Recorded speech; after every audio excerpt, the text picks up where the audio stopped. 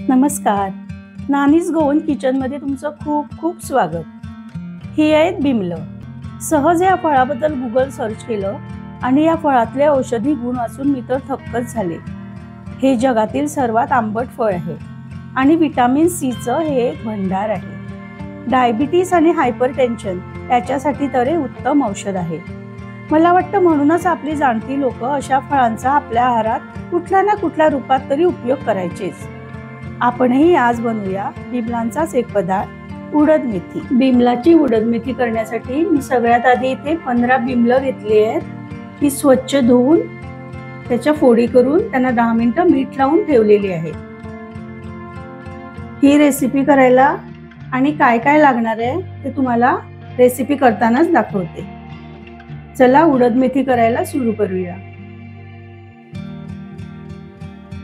इथे सगळ्यात आधी थोडे सुके मसाले आपण भाजून घेऊया। एक 8 मिरच्या घेतल्या आहेत। तेल न घालता अशा सुक्याच भाजून घ्यायच्या।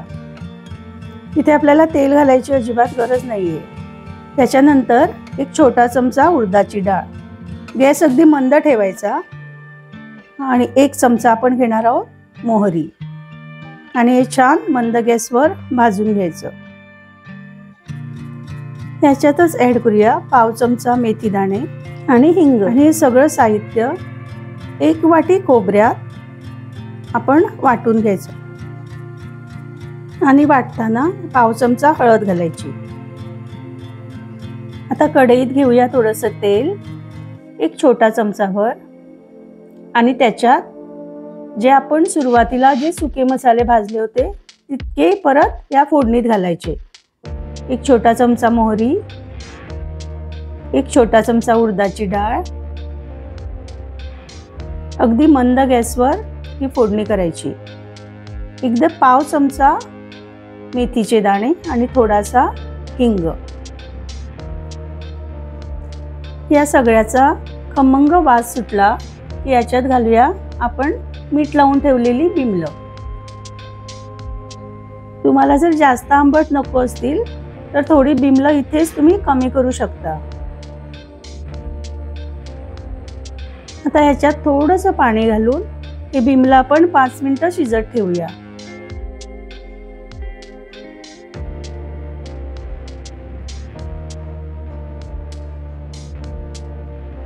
आता हे शिजत ठेवून आपल्याला 2 मिनिटं झालेली आहेत। आता मी काय करते, आपण जे वाटण तयार करून ठेवलेलं त्याच्यातले 2 चमचे याच्यात मिक्स करते।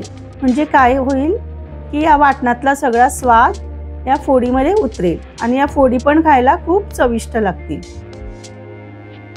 याच्यात घालूया थोडंसं मीठ। लक्षात ठेवा आपण सुरुवातीला पण बिमलांना मीठ लावून ठेवलं होतं, त्यामुळे थोडंसंच आता मीठ लागेल। याच्यात जाईल 2 मोठे चमचे गूळ। या गुळामुळेच आपली रेसिपी गोड आंबट तिखट अशी तयार होईल। आता घालूया सगळं राहिलेलं वाटण आणि व्यवस्थित मिक्स करून घ्यायचं। आता वाटण घातल्यानंतर पण आपण याला झाकण लावून 2 मिनिटं एक उकळी काढायची। एक उकळी आली की आपली डिश तयार होईल।